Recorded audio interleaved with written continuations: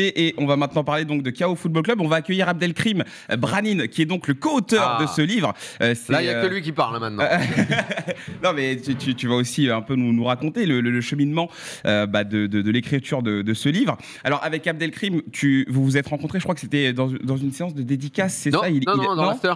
Dans l'after, ouais. Il venait présenter son livre, c'est ça, Le Petit Sultan Abdelkrim? Exactement. Donc voilà. Ce monsieur est un visionnaire. Ok, vas-y. Son livre, il a un aspect science-fiction qui est en train de devenir réalité. On en a parlé cet après-midi. Ouais. Exact. Donc j'ai écrit un roman qui s'appelle Le Petit Sultan, ouais. Qui évoque un espoir du football français qui connaît des problèmes en équipe de France, ouais. Et qui va ensuite s'accomplir dans une équipe qui réunit la jeunesse des quartiers populaires pour faire concurrence à un grand club parisien qui a un autre nom, qui s'appelle le Galactica. On en parlait cet après-midi, on parlait du FC 93, je ne sais pas si vous connaissez. Qui est en train de se monter. Qui est en train de se monter. Voilà, et son histoire, c'est que le gamin, son père, qui a réussi socialement, veut sortir le gamin du quartier pour changer son entourage, ses relations. Mais il est ramené à ses origines un peu malgré lui. Et il y va à 100% parce qu'il finit par jouer dans une équipe totalement communautaire. Et ce sont... Moi, j'ai trouvé qu'en tout cas, il connaissait ce terrain-là très très bien. Et parce qu'au début, le livre ne devait traiter que de l'entourage des joueurs. C'était vraiment l'entourage et toutes les histoires dont on entend toujours plus parler, de raquettes, de ces agents qui ne sont pas des vrais agents, qui mettent la pression sur des joueurs, les intermédiaires qui veulent croquer dans le gros gâteau que représente le foot finalement, et tous ces contrats même autour. Certaines connaissances, des amis, des trucs à la base. Exactement. Et ça ne devait traiter que cet aspect-là. C'est au fur et à mesure du travail qu'on s'est dit, attends, il faut qu'on élargisse, il faut qu'on aille sur la Fédé, il faut qu'on aille sur en fait tous ceux qui veulent croquer l'intérieur, les fonds de pension, tous ceux qui viennent dans le football aujourd'hui. Donc on a élargi, on est sorti du premier titre, parce que le tout premier titre du livre devait être Ghetto Football Club. Donc on est sorti de ça. Et effectivement, comme j'avais lu son livre, que j'avais trouvé vraiment très très chouette comme roman, je lui ai dit, tu veux bosser avec moi là-dessus, parce que toi, le terrain en banlieue de ça, tu connais bien, tu vas pouvoir approcher des gens. Et ça a donné... Tu disais que ça paraissait évident qu'il fallait que tu écrives ce livre avec lui. C'est une association de compétences et d'idées. Le Petit Sultan, donc un livre aussi que vous pouvez trouver, donc un roman qui est très intéressant. Daniel, dans ce livre, vous parlez d'énormément de choses. Vous parlez de l'affaire Mediapro, vous parlez de plusieurs joueurs, l'affaire Benzema à la Coupe du Monde, vous parlez aussi de Kylian Mbappé, de Paul Pogba. Il y a énormément de sujets qui ont été traités dans ce livre, finalement, que vous essayez de raconter avec des éléments que nous, communs des mortels, on n'avait pas forcément. Est-ce qu'il y a des histoires, Abdelkrim, sur lesquelles vous avez hésité, sur lesquelles vous êtes dit, ça, on va pas pouvoir raconter parce que c'est peut-être un peu trop sensible, ça, on va raconter ça. Est-ce que vous avez fait du tri quand vous avez écrit le livre? Hésiter, je dirais non. Après, on était prudent parce qu'on on est sur des sujets explosifs. Et après, il a fallu se procurer certaines informations, certains dossiers, discuter avec certaines personnes, la police, etc. Après, non, je dirais on était prudent, mais non, on ne s'est pas interdit de parler de tel ou tel sujet, je crois pas. Non. C'est même plutôt, au bout d'un moment, on s'est dit, on aurait voulu presque rajouter la page, tellement il y avait plein d'histoires qui arrivaient. On a l'impression que plus nous on avançait, plus on nous racontait des choses. Et on se disait, mais on pourra pas, on n'aura pas le temps, parce que c'est aussi du temps. Et puis à un moment, il y a un délai quand tu fais un livre. Tu sais que c'est fixé parce que la mécanique et le process de sortie d'un livre, en gros, tu donnes une date, puis après, il y a une date pour rendre les textes. C'est un truc qui n'est pas méga souple. D'accord. Donc, quand tu sais que tu as une sorte de deadline et puis qu'après, il y a plein d'histoires qui reviennent par derrière, le vrai casse-tête, à un moment, c'est devenu ça. C'est pas tant ce qu'on allait dire, parce qu'on avait tout. C'est ce que vous allez pas mettre en forme et tout. Mais c'était l'audit de la Fédé, il va tomber en février, alors que nous, on avait prévu, dans un premier temps, il devait sortir début janvier, le bouquin. C'est ça, on devait remettre le manuscrit en décembre. On avait prévu, il y avait un break avec la Coupe du Monde. Après, on reprenait, parce qu'il y avait certaines personnes qui nous avaient dit, on se revoit après la Coupe du Monde pour les dernières révélations. On a rencontré combien? 80 personnes? Je dirais 70-80 personnes. 80 personnes pour... on a rencontré beaucoup de gens. Non, le truc, le parti pris qui est venu très vite, c'était, je vois qu'on rencontrait des gens qui disaient, mais tu vas pas dire mon nom. Je dis, donc quoi, tu vas témoigner, mais non, moi je te raconterai un. Alors une fois, ok, 2 fois, ok, 3 fois, et puis là, au bout d'un moment, je lui ai dit, écoute, laisse tomber les noms là, parce qu'il n'y en a pas un qui va vouloir témoigner et donner son nom, donc on va mettre personne. Et puis même des fois, il s'est amusé à changer les prénoms. Ouais, on a mis quelques prénoms d'emprunt. C'est le côté écrivain, ça, un peu. Ouais, enfin, après, changer un prénom. Non, mais... Pas besoin d'être Charles en Louis ou Pierre. Ça va aller, quoi. Karim en Mehdi, ça passe. Non, c'est vrai que au bout d'un moment, à part quelques noms qui ont accepté, et encore, une petite anecdote, j'ai eu une frayeur, je t'ai pas raconté. Donc je dis, il y a quelqu'un qui est cité dans le livre, et je l'appelle, etc. Et je lui dis, voilà, le livre va sortir. Et il me dit, putain, et tout, il me dit, j'espère que t'as pas mis mon nom et tout, que tu vois. Et le livre était imprimé et tout. Je lui ai dit, comment ça? Et il me dit, non, en fait, c'était un malentendu. Il voulait pas que je l'associe à certaines affaires, etc., dont il avait parlé dans le livre. Je dis, non, pas de souci, j'ai écrit exactement ce que tu m'as dit. Et ouais, j'ai eu un petit peu peur. Ouais, non, mais c'est normal. Hein, c'est le clair aussi.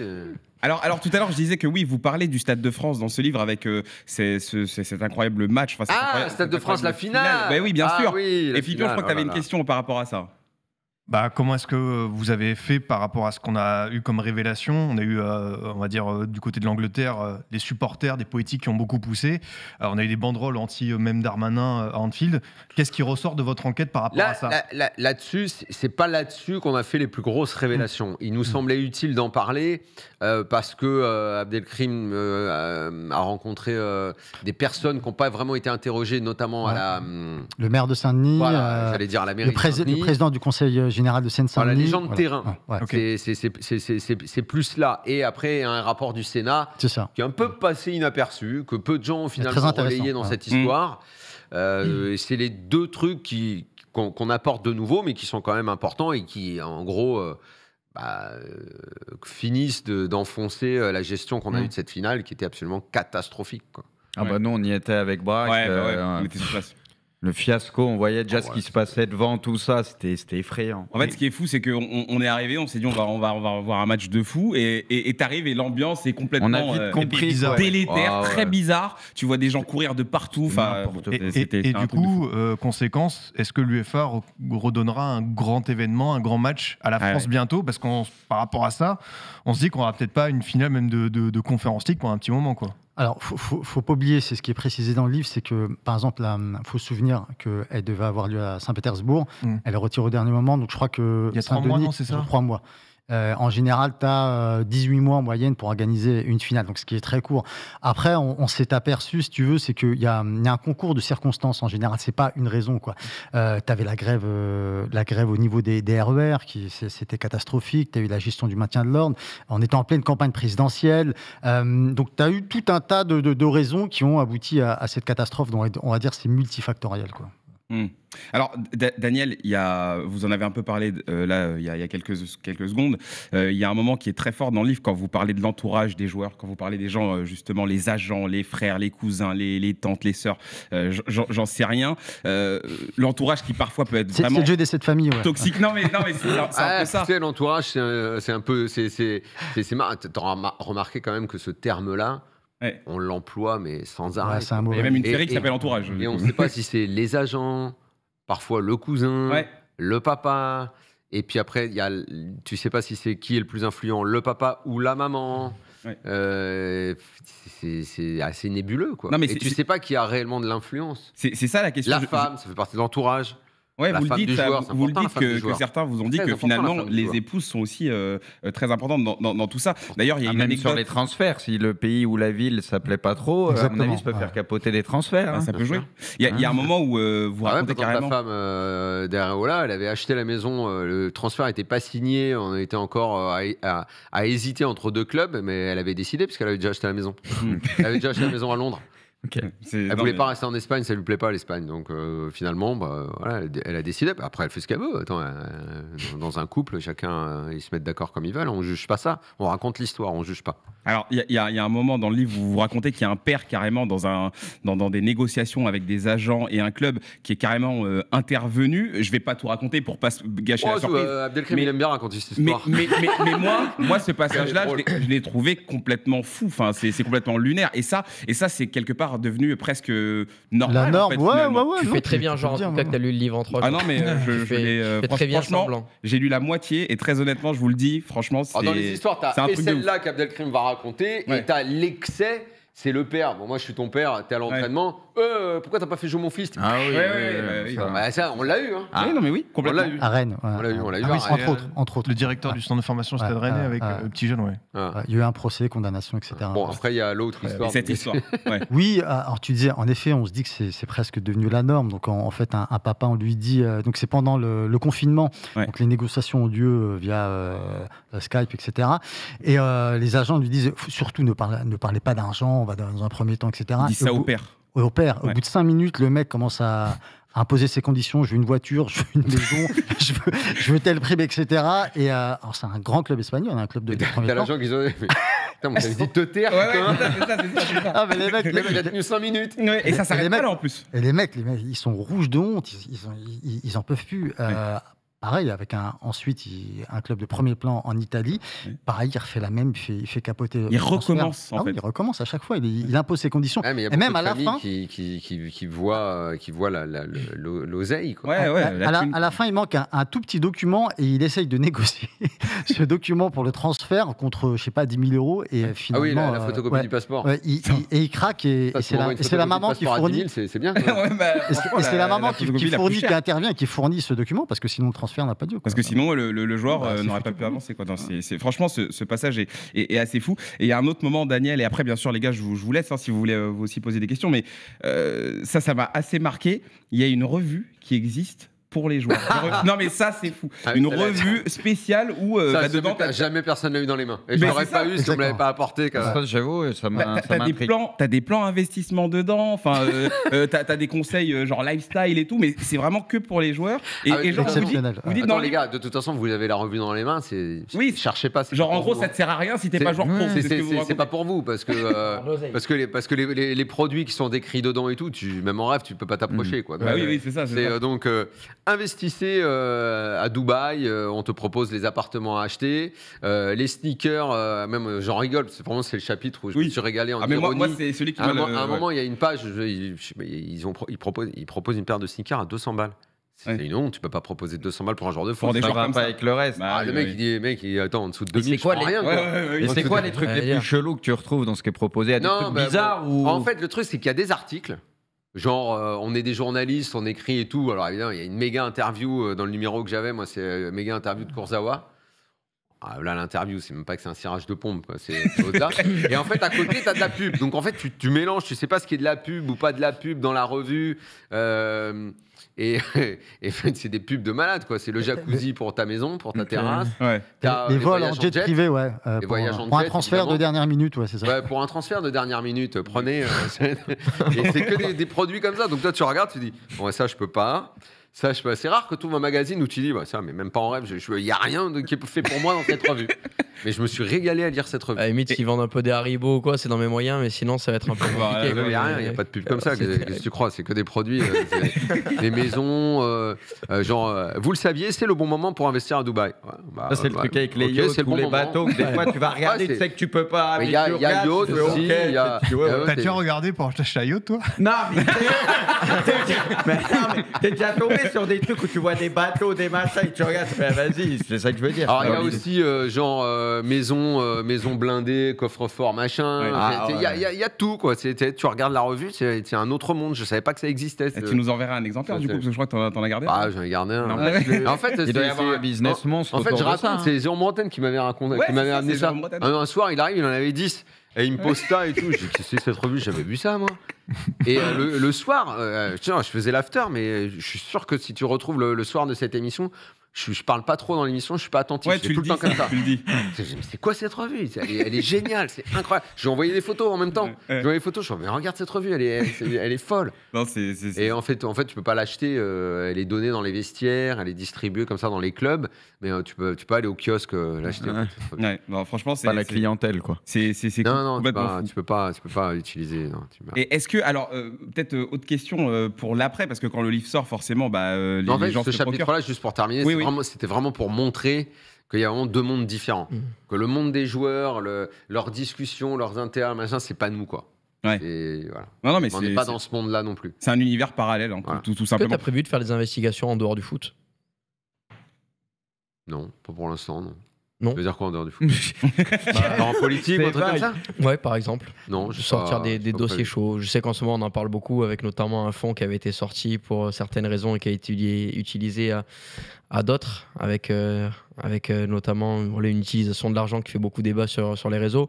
Et je sais que tu fais aussi partie de l'émission de Estelle et qui parle un peu de divers sujets. Et vu que je vois que tu as pas mal d'investigations. Je ne fais pas réellement d'informations en dehors du foot ou de. Non. Justement, peut-être par rapport à la sortie, maintenant que le livre est dispo, parce que bon, on va pas se mentir, ça tire dedans quand même, hein, ça envoie quand même du bois. Est-ce que vous avez reçu des pressions? Est-ce qu'il y a des gens qui vous ont déjà appelé pour régler leur compte? Mais j'ai l'impression que maintenant, on n'est plus tellement à l'époque du coup de fil, hein. On est à l'époque de l'avocat. Hein. Ouais. Ah ouais, d'accord. Ouais. Donc, non, ça, mais très honnêtement, l'éditeur, c'est tout le temps relu. Hein. Ça amuse personne d'avoir imposé. Donc, les réponses qu'on a eues de ce côté-là à la relecture, ça a été, a priori, ça passe. Ça passe. De toute façon, en ce moment, t'es pas un truc prêt. Hein. En ce moment, même plus sous le mois. Hein. T'allais dire Abdelkrim? C'est mieux un de moi. Non. Vraiment, à part 2-3 trucs légèrement touchy, on en parlait avec Daniel, avec l'éditeur, où on se disait, bon voilà, pour nous, on a blindé, il n'y a pas de souci. Après, tout on a les billes, hein. On a les témoignages. Hein. Ah oui, non, mais donc si jamais on est attaqué, on y va. Bon, voilà. Hein. Ok, si vous êtes... Monsieur le juge, écoutez. C'est top. Et peut-être juste pour terminer, vous reparlez de la Super League aussi dedans. Est-ce que tu penses que finalement la Super League, parce que je sais que tu en parles aussi à la radio, est-ce que tu penses que finalement elle est vraiment pas morte et qu'elle est toujours là dans les cartons? Elle est toujours là, elle ne dépend que d'une chose, c'est la décision des juges. Ça devait être premier trimestre 2023, ça n'est pas premier trimestre 2023, ce sera avant l'été, juin dernier délai. À partir du moment où la décision va dans ce sens-là, c'est-à-dire qu'on leur dit « vous avez le droit de la faire », je pense que derrière, il y a énormément de clubs qui vont s'engouffrer parce que les situations économiques des clubs sont bonnes nulle part. Ils veulent récupérer la part du gâteau, c'est logique, on peut l'entendre. Hein. Ils vont vouloir, pour eux, ça va être une sorte d'issue pour d'abord récupérer l'oseille et mettre un peu de contrôle dedans. Parce que ce sera d'ailleurs un peu l'ironie de l'histoire, c'est que tous ceux qui ont dérégulé à mort pendant des années avec les transferts à se mettre dans le rouge et tout, c'est ceux qui aujourd'hui se disent on veut évidemment toujours beaucoup l'oseille, mais si on encadrait un petit peu plus, parce que là, voilà. Donc le bouclier populaire, il a rien fait, quoi. Tous les gens qui sont élevés contre la Super League, ça a rien changé. Ils ont déjà revu un peu le format. Ah, ça oui. Donc ça, tant mieux, ça va faire un entre-deux peut-être qui va le nouveau format, de toute façon, n'existe pas encore. D'accord. Les gens qui travaillent dedans, donc les clubs sont tous en relation. Hein. De toute façon, tu n'as pas un club. Le seul club, à ma connaissance, qui a dit non à 100% sur certains, c'est le Borussia Dortmund. D'accord. Les autres ont tous dit on verra. Sans trop se mouiller. Dans le business de ce niveau-là, c'est toujours on verra. C'est d'abord on attend la décision du juge. Ensuite, qu'est-ce que vous proposez? Bon, la plupart savent ce qu'ils proposent. De toute façon, Florentino Pérez, le Barça, Milan, Inter, Juve, et ça, eux, ils sont vraiment des membres actifs. Mais les gens de la Super League, qui ne s'appellera d'ailleurs plus, le nom est déjà obsolète puisque ce sera Ligue européenne. Eux ont déjà ont rencontré tous les présidents. Les présidents ne ferment pas la porte. Ils disent on veut pas, rentrez pas, on veut pas vous parler. Ils discutent et ils disent on verra ce que vous proposez. De toute façon, ça tournera autour de l'oseille. Et après, il y aura évidemment la discussion autour du format. Et en fait, c'est le format qui, quand tu auras les explications nettes, le public, nous, on pourra dire on aime bien ou non, on n'aime pas. D'accord. De toute façon, toutes les compétitions changent. Même la Ligue des Champions, on voit tout évoluer. Donc la Super League, s'ils arrivent à faire un format qui nous plaît à peu près, même si au début, on n'aimait pas le format de base, moi, je suis pas loin de penser le format d'aujourd'hui, la Super League se fasse plutôt que l'évolution qu'on va avoir. Le format d'aujourd'hui me plaît. La réforme 2024 me plaît moins. Mais ce qu'il y a d'habile dans la nouvelle formule, c'est que pour des clubs comme l'OM, comme Lyon, vu que tu as 4 places, eux, ils vont dire ok, c'est génial. Et puis en plus, ils leur rajoutent 2 ou 3 matchs en poule. Tu as 8 matchs en tout, si je dis pas. Donc forcément, ça fait toujours des recettes au stade. Donc en fait, c'est également une promesse d'oseille. Donc en fait, ça va être format contre format, finalement. Ok. Okay. Mais après, les clubs, en tout cas, je vois pas en quoi l'UEFA, Séphérine, soutenu maintenant par Infantino, sont des gens plus vertueux que ceux qui sont en train de parler. L'histoire qu'on nous a vendue il y a 2 ans, les bons et les méchants, ils sont drôles. Là, faut arrêter avec ça. Tu regardes le sondage, là, c'était êtes-vous contre la Super League, tu avais 55 contre. Et quand c'était sorti il y a 2 ans, c'était vraiment, je pense, 80% de gens contre. Mais je peux comprendre, parce que le côté fermé, c'est pas dans la tradition de notre football. En fait, on n'a pas prévenu les gens, les supporters en Angleterre sont révoltés. J'aime pas le côté fermé. Donc c'est pour ça que je me prononcerai au format contre format, tout simplement. Bon, en tout cas, Daniel, merci beaucoup. Merci Abdelkrim d'être venu une dernière question. Vas-y. Parce qu'on n'a peut-être pas évoqué la Fédé. Vas-y. Je crois pas. Qu'est-ce qu'on peut retenir tout simplement de cette déflagration qui a eu lieu au début de l'année? Et qu'est-ce qu'on peut en conclure? Parce qu'il va encore avoir des procédures, tout ça. Est-ce que le football français avance enfin dans un bon sens, ou on va dire qu'il y a encore la poussière sous le tapis, il va falloir aller chercher ça? Noël Le Graët n'est plus là. Maintenant, il reste un paquet de personnages problématiques, on va dire, au sein de la fédération. Et c'est vrai que le premier audit, c'était surtout sur les histoires d'abus, d'agressions sexuelles, etc. Mais on n'était pas encore. Il y a un autre audit qui a été lancé sur le volet financier, qui sera beaucoup plus intéressant et qui est beaucoup plus problématique. On donne quelques informations là-dessus, quelques pistes. Donc, il faut voir ce qu'on fera avec cet audit financier. Mais si le système Le Graët est cassé et les mecs qui prennent la tête de la Fédé dirigent autrement, on va voir comment eux jugent. Effectivement, moi, ce qui m'aurait plu, c'est que tous les gens qui ont soutenu Le Graët, normalement, ils ont une part de responsabilité dans les dérives. Bon, ils sont pas tous partis. Il y a que Jamel Sanjak qui est parti pour jouer sa carte perso, puisqu'il a envie d'être président de la Fédé, il ne s'en cache pas, il va jouer sa carte perso à lui. Philippe Diallo va jouer sa carte perso. D'ici aux élections, il est probable qu'il y ait peut-être d'autres candidats. Est-ce que Jean-Michel Aulas se lancera? Est-ce que Marc Keller, s'il arrive avant de Strasbourg, se lancera? Il y a des interrogations de ce genre. On va voir, mais c'est déjà que le système ait été cassé, c'est déjà une bonne chose, quoi. Ok, en tout cas, merci beaucoup Daniel et Abdelkrim, merci d'être venus. Merci à vous, les gars. Un vrai plaisir. Je vous rappelle le livre, Chaos Football Club, que vous pouvez trouver quasiment partout. Franchement, c'est pas parce qu'on kiffe Daniel que je le dis, mais très honnêtement, je vous jure, c'est que du potin. Voilà, il y a que des histoires de fous, et je vous promets vraiment, vous allez vous régaler. Daniel, si tu peux juste nous le dédicacer, bien sûr. On va le faire gagner, Poineau, c'est ça. On va le faire gagner sur nos réseaux. Donc je mets pour Solène. Non, Solène, ce sera plutôt là-bas. Il a retenu quand même. Voilà, un livre qu'on va vous faire gagner donc sur les réseaux d'Hors-Jeu. Et franchement, encore une fois, je le dis, c'est régal à total. Merci beaucoup, Daniel. Merci à vous. Ouais, t'as un deuxième carrément. Et on va faire signer celui pour Solène en direct. Allez. Merci. Et on va derrière vous libérer. À Solène en échange de ton poème. D'ailleurs, le poème, franchement, moi, Solène, S-O-L-E-N. Ouais, c'est ça. Tu dis ouais alors qu'il n'y avait pas le E? Ouais, j'avais anticipé. Merci beaucoup les amis, merci à vous. Restez à l'affût parce qu'on va vous le faire gagner donc sur la page Twitter de Hors-Jeu Twitch. Je pense qu'à mon avis, voilà, ce sera juste un truc. Si je ne l'ai pas volé à la fin de l'émission, évidemment. Oui, non, il va rester bien là. Merci beaucoup Daniel. Merci à toi, bon retour. Merci à vous. Et on espère te voir très vite du coup.